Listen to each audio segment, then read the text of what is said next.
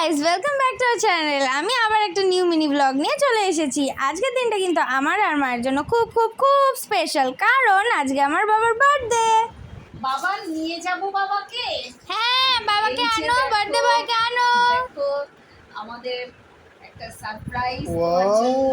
Happy birthday to you, happy birthday.